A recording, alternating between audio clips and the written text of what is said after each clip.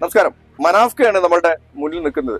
മനാഫ്കനോട് ചോദിക്കേണ്ട കുറച്ച് വിഷയങ്ങളുണ്ട്. അതായത് ഇനി അർജുനെ രക്ഷിക്കാൻ വേണ്ടിയിട്ട് എന്താണ് സർക്കാർ പറയുന്നത് എന്നുള്ള സാധനം നമ്മൾ ചോദിക്കേണ്ട ആവശ്യമുണ്ട്. ശരിക്കും ഇനി എന്താണ് സർക്കാർ പറയുന്നത്? ഇപ്പം പ്രതിസന്ധി കിടക്കുന്നത് ഡഡ്ജറാണല്ലോ.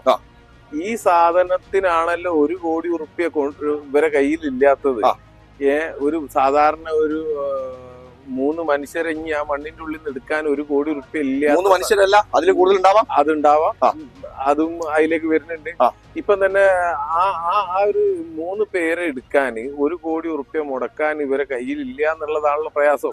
അത് ഈ 1 കോടി മുടക്കിയിട്ട് ആ ലോറി എടുത്ത് കൊടുക്കണ്ടെന്നും കൂടിയാണ് പറയുന്നത് കർണാടക. അപ്പം ഓക്കെ, അല്ല, ആ 1 കോടി ഉറുപ്പ്യ വേണ്ട. ആ 1 കോടി ഉറുപ്പ്യക്ക് ബദല് സന്മനസ്സുള്ള ആളുകൾ ഈ ഭൂമിയിൽ പലരും ഉണ്ട്. അത് തരാന് ഇപ്പൊ ഞാൻ എന്റെ വീട് വിട്ടേണ്ട ആവശ്യമില്ല. അതായത് എന്നോട് പറഞ്ഞത് എന്റെ ക്രെയിൻ പോയി എന്നുള്ള, ഞാൻ ചോദിച്ചതിന് ശേഷം പറഞ്ഞ എന്റെ ക്രെയിൻ പോയി, എനിക്കുള്ള സ്വത്തുകളൊക്കെ ഞാൻ വിൽക്കാൻ തയ്യാറാണ്. എന്റെ വീട് വിറ്റിട്ടാണെങ്കിലും എന്റെ കയ്യിൽ ഇപ്പൊ പൈസ ഇല്ല, കാര്യം അത്രയേറെ ബാധ്യത നിങ്ങൾക്ക് വന്നിട്ടുണ്ട്. അപ്പോ ഇതൊക്കെ വിറ്റിട്ടാണെങ്കിലും ഞാൻ എന്ത് ചെയ്യുന്നുണ്ട്, ഞാൻ എന്റേതായുള്ള ലെവലിലേക്ക് ഞാൻ അർജുനെ തേടുമെന്നുള്ളതാണ്. അപ്പൊ ഇനി ഞാനൊരു സങ്കടത്തിൽ നിങ്ങൾ എന്നോട് പറഞ്ഞ വിഷയം, ഞാൻ സങ്കടം എന്താണെന്ന് മാറി നിൽക്കട്ടെ. നമ്മൾ രാത്രി 12 മണിക്ക് സംസാരിച്ചപ്പോ സങ്കടം പറഞ്ഞത്, ഞാൻ ചോദിച്ചു ഇനിയിപ്പോ അതിനെന്താണ് ചെയ്യുക, എന്താ നെക്സ്റ്റ് ഓപ്ഷൻ എന്താ ചോദിച്ചപ്പോ, എന്റെ മൈൻഡ് അതിന് ചേർന്നതല്ല, ഞാൻ മൈൻഡ് ചേർന്നാൽ എന്റെ ചെക്കൻ എനിക്ക് കിട്ടൂല എന്ന് പറഞ്ഞേ. ആ ലെവലിലേക്ക് നിങ്ങൾ സംസാരിക്കുമ്പോ അത്രയേറെ ലെവലിലേക്ക് നിങ്ങൾ പറയുന്ന ഒരു വാക്കുകൂടെ ഞാൻ എടുത്തു പറയാണ്.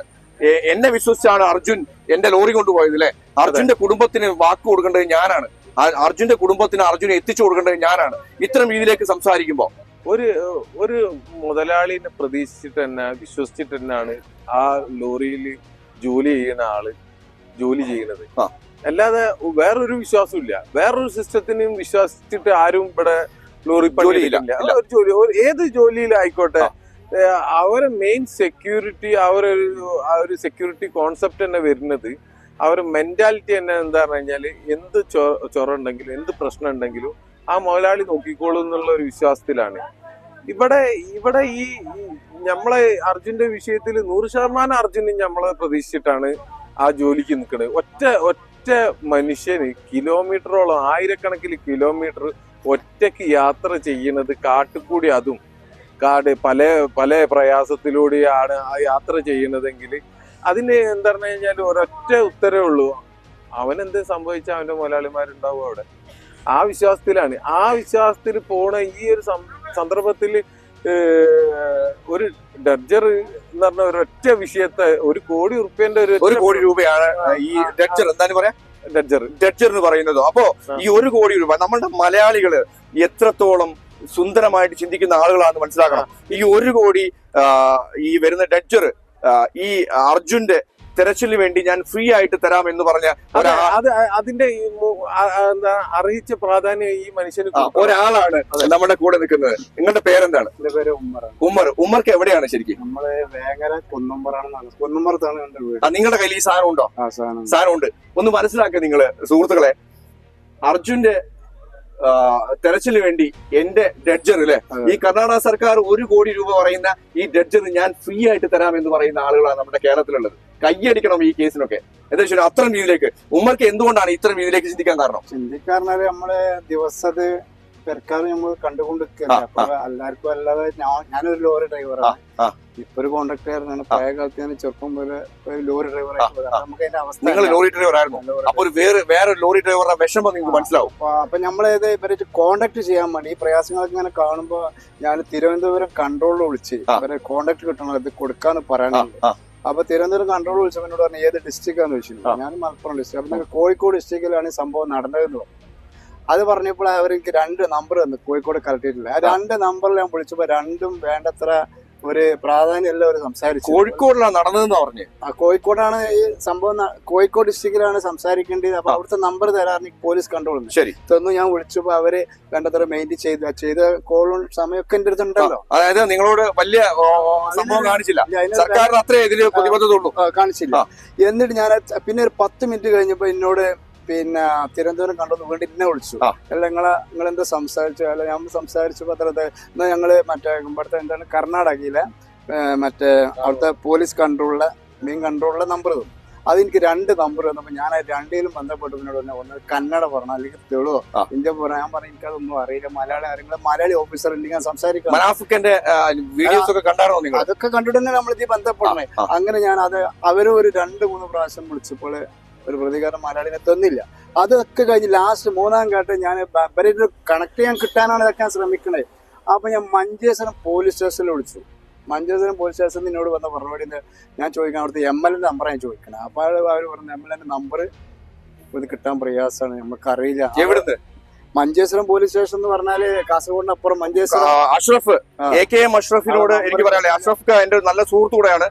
നിങ്ങളെ നമ്പർ ചോദിച്ചപ്പോ എവിടുന്നാ പറഞ്ഞത്? Manjeshwaram police station. Manjeshwaram police സ്റ്റേഷനിൽ നിങ്ങളെ നമ്പർ ചോദിച്ചപ്പോ അറിയില്ല എന്ന് പറയുന്ന പോലീസ് സ്റ്റേഷനിൽ നിങ്ങളൊന്ന് റിപ്പോർട്ട് ചെയ്യണം. അഷ്റഫ് എന്റെ സുഹൃത്താണ് അഷ്റഫ്.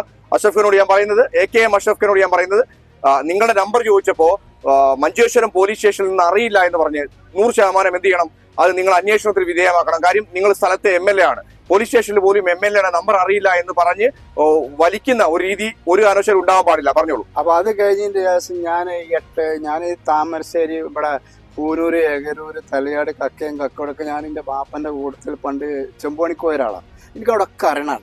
അങ്ങനെ ഞാൻ അവിടെ ഒരു ടാക്സി ഡ്രൈവർ എനിക്ക് അറിയണം. അയാൾക്ക് വിളിച്ചു 84 എന്നാ പറഞ്ഞു, കക്കോടി. അപ്പൊ ഇത് കക്കോടി ഞാൻ 84 ആളെ വിളിച്ചവനോട് പറഞ്ഞു ഇങ്ങനെ കണ്ണാടിക്കലാണ്, നമുക്ക് ബന്ധപ്പെടാം. അവർ അയൽവാസിനെ വിളിച്ചിട്ട് നമ്പർ സംഘടിപ്പിക്കും. അപ്പൊ ഞാൻ എന്ത് ചെയ്തു, രാവിലെ കാറുണ്ട്, ഞാൻ ബസ് എടുത്ത് ബസ്സിൽ കയറി കക്കോടിക്ക് ബസ് പോകില്ല, വേറെ ചെറുകുളം പോയി എന്താ റോഡ് തറാറായിട്ട് അതിലൂടെ ഒക്കെ ചുറ്റി.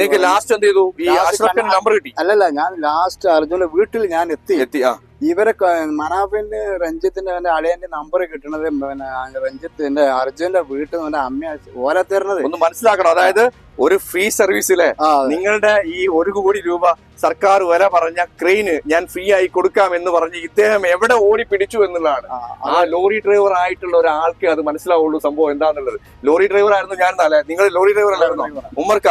നിങ്ങൾ വേങ്ങര എവിടെയാണ്? വേങ്ങര കുന്നമ്പുറം EK പടി എന്ന് പറയും. കുന്നമ്പുറം EK പടി. നിങ്ങൾ മില്ല് നടത്തുന്നുണ്ടോ? മില്ലൊന്നുമില്ല. മില്ലല്ല, ഇത് നമ്മള് കൺസ്ട്രക്ഷൻ വർക്കാണ്. നമ്മള് പോയെന്ന് ഇത്രയും കാര്യങ്ങള് എടുക്കണ മണ്ണെടുത്ത് മാറ്റണം. നമുക്ക് നമ്മളതിന്റെ ഫോട്ടോസ് നമ്മൾ എടുത്തിട്ടുണ്ട്. അപ്പൊ അതൊക്കെ ചെയ്യുന്ന ഒരാളാണ്. നമ്മളെ മെയിൻ ബോസ് പൊന്നപ്പൻ എന്ന് പറഞ്ഞ വലിയ വർക്ക് എടുക്കണം. അയാളുടെ കീഴിലാണ് ഞാൻ വർക്ക് ചെയ്യുന്നത്. ഞാൻ എനിക്ക് താങ്ങാൻ കഴിയുന്ന വർക്കൊക്കെ ഞാൻ കോണ്ടാക്ട് എടുക്കലുള്ളൂ. അപ്പൊ അതിന് അയാളെ തീന്ന് പഠിച്ചു വന്നവര് എക്സ്പീരിയൻസ് ആണ് ഇതൊക്കെ.